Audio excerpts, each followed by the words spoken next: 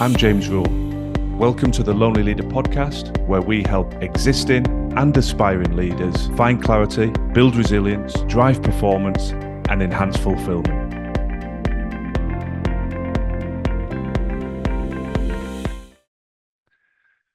What do you have to break through in order to create your breakthrough? That's the theme of today's podcast, and it is derived from what is a unifying set of barriers or challenges that I hear articulated very regularly by the clients that I work with. Now, as you can imagine, as a coach, a trainer, a mentor, I work with a diverse group of clients, but it doesn't matter what country, what culture, what role, what sector. Goals and aspirations vary, but what is very, very consistent is the set of objections, the set of challenges, whether perceived or real, that are articulated to me as a reason why progress is not being made and the goals and the dreams and aspirations of each individual are not being realized. Now, it might sound a bit harsh to say perceived or real. Without a shadow of a doubt, some of these barriers are real, but nonetheless, you have to move through them. However, some of them are very much in the individual's mind, and it's the fear of them as opposed to the reality of them that is presenting the challenge. So I thought it would be helpful in today's episode to list what those most commonly articulated challenges are, so you can reflect whether they are also causing you a problem. Now, because of the diversity of the challenges that I'm expressing, this episode will remain very much a top-line strategic overview. But if they do resonate with you and you'd like to explore how we at The Lonely Leader could support you in taking the practical and tactical steps to overcome them, then please do get in touch through the various communication channels you can find on our website, social media, etc. So the first objection that I'm going to put forward is lack of clarity. Life's busy in our professional roles and our personal lives, and it's very easy for us to get stuck on autopilot, to get consumed by the never-ending to-do list. But fundamentally, if we don't take the time to be ruthlessly honest with ourselves and understand exactly where we are and critically exactly where we want to get to, what our end destination is, then unfortunately we are building on foundations of sand. So the first key challenge is to take the time to find clarity. Number 2, no plan. There's no judgment in this, but the start of the journey, not the end of the journey, is establishing clarity of where you're trying to get to. But of course, you've then got to start to build the roadmap, the actions, the steps that you need to take in the short, medium, long term, whether that's 3, 6, 12 months and beyond. But if you fail to create a plan, you will never, ever reach that end destination. Number 3, lack of energy. If we sabotage our own energy, then we significantly reduce the likelihood of achieving those professional and personal goals and dreams. Physical energy is not complicated. Its origins will always take you back to nutrition, sleep, and exercise. If we can take care of those 3, if we're eating well, if we're moving our body, and we are sleeping to a deep enough and sufficiently long enough amount of time, we will recover and we will replenish our energy and we will step forward into our professional roles, into our personal lives, and bring the best versions of ourselves to the fore. Obviously, when we start to neglect one of those elements, cutting corners, shortening the amount of sleep we get, not necessarily focusing on nutrition and reducing our amount of movement and exercise, then we will compromise our energy. And that is not a perceived barrier. That is one of the most fundamentally real barriers that I come across, that people just feel tired, overwhelmed, exhausted. And invariably, that links back to lacking any sort of disciplined focus on energy. Number 4, lack of support. Now, Unfortunately, this is another very real barrier that I come across frequently. Clients express a lack of support, whether that's in their professional network, in their personal network, whether it's extended family, or from a more troubling perspective, their partner, their husband or wife. That lack of support can take the wind out of the proverbial sails. It can stop people from having the courage to step forward. And I like my quotes, as you're probably used to by now, but the longest journey always starts with the first step. And it's so important just to make that first step, to find the courage to take that first step, particularly if you feel you have a lack of support in your professional and personal network. Number 5, fear of failure.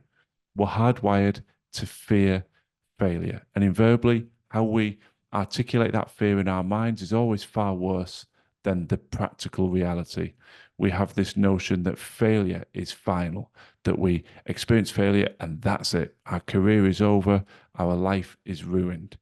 But when you step back and you actually dissect that fear, you can find that the history books are littered with successful men and women in all disciplines from all walks of life that actually had to experience and overcome the practical consequences of failure on the road to success. I think it's so important.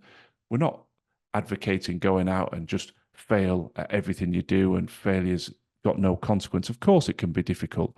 But when you open your mind to the notion that, well, okay, I'm aspiring to be successful, but if I do encounter failure, that is a stepping stone on the road to ultimate success.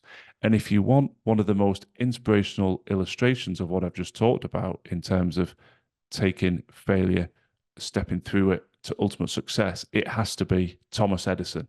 I'm sure you've heard the facts before. Over 1,000 failures before he was able to create the light bulb that changed life as we know it.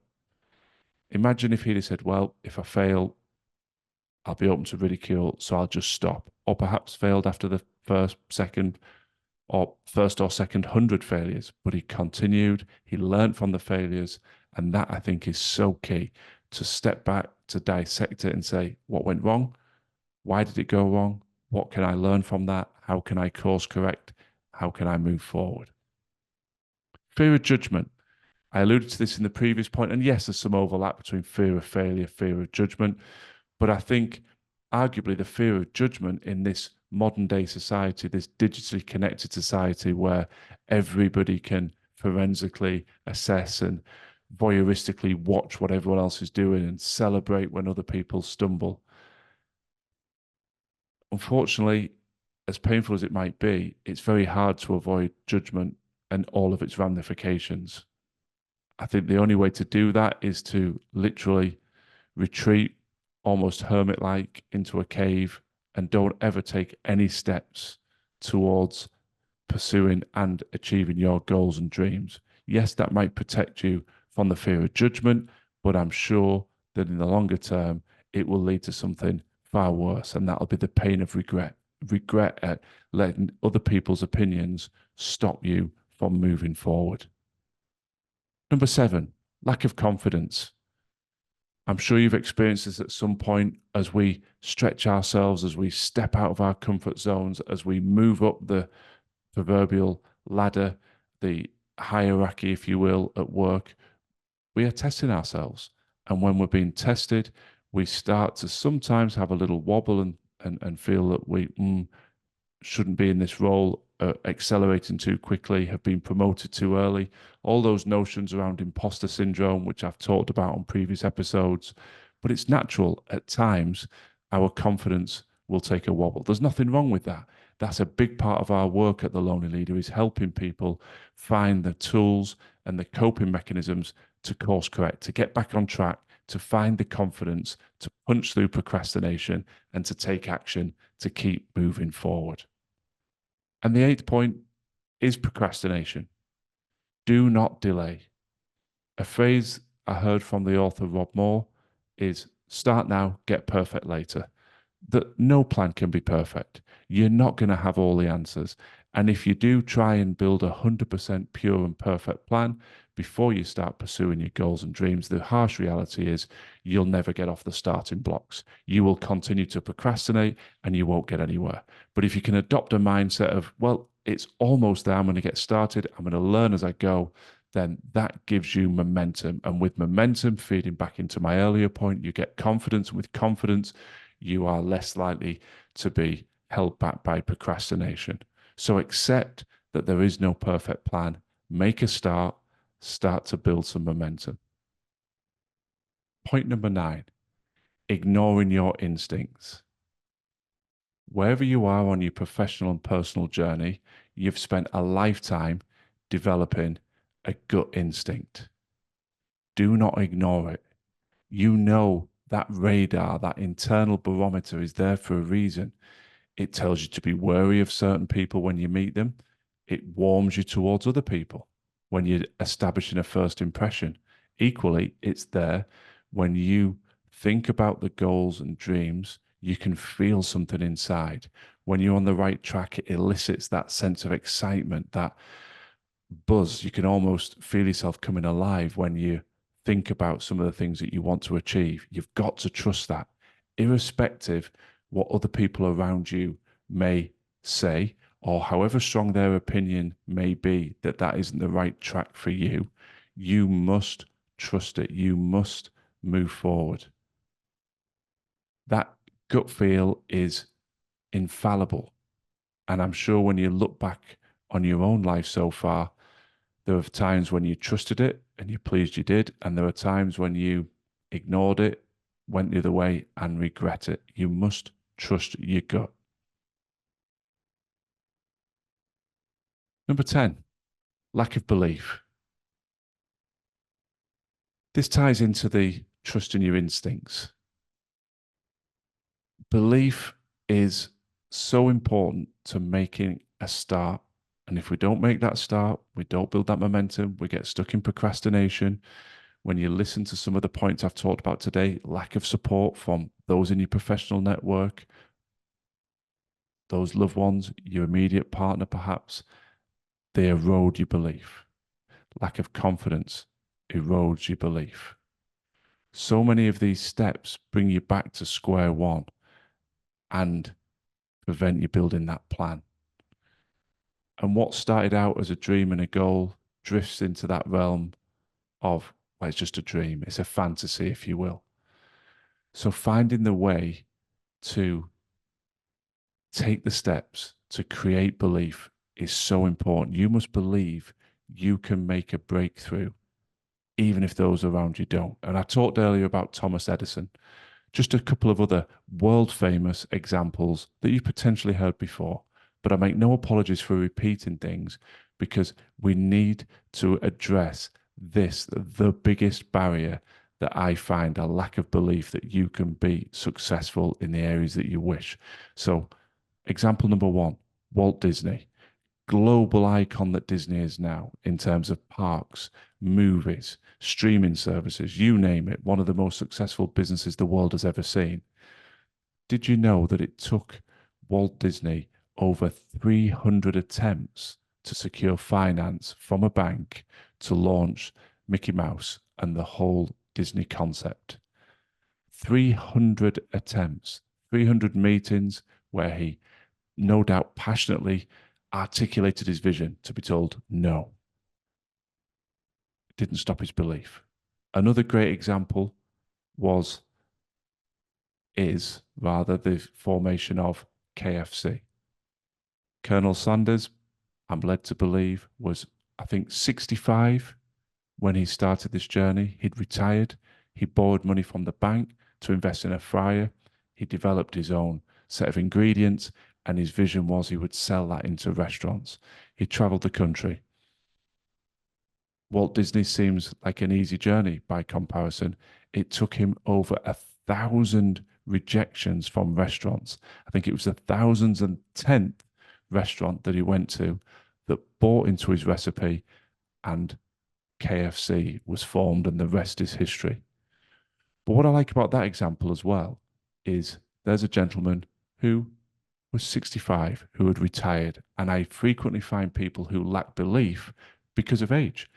Either they think they are too old, they no longer have the ability, but age is just a number. It's how you feel. It's the physical energy you have. It's the passion, the drive you have, not the date that you were born. Equally, at the other end of the spectrum, I come across a lot of clients who have got a real passion to do something, but they feel they're too young. Their fear of judgment, all the things we've talked about are holding them back. So age is irrelevant. Rejection is irrelevant. Failure is irrelevant. They're all steps to help you learn and to help you keep moving forward to your ultimate destination. As ever, I hope these highlights of barriers have been helpful.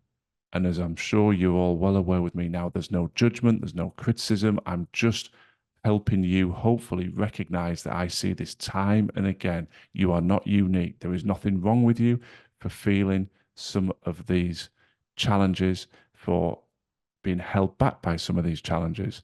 But what you've got to do is find the roadmap to keep moving forward, to step through these challenges, because plenty of people who have walked the path ahead of you have felt the same, have found the courage to take the steps, and have realized the dreams and their goals, and you can do the same.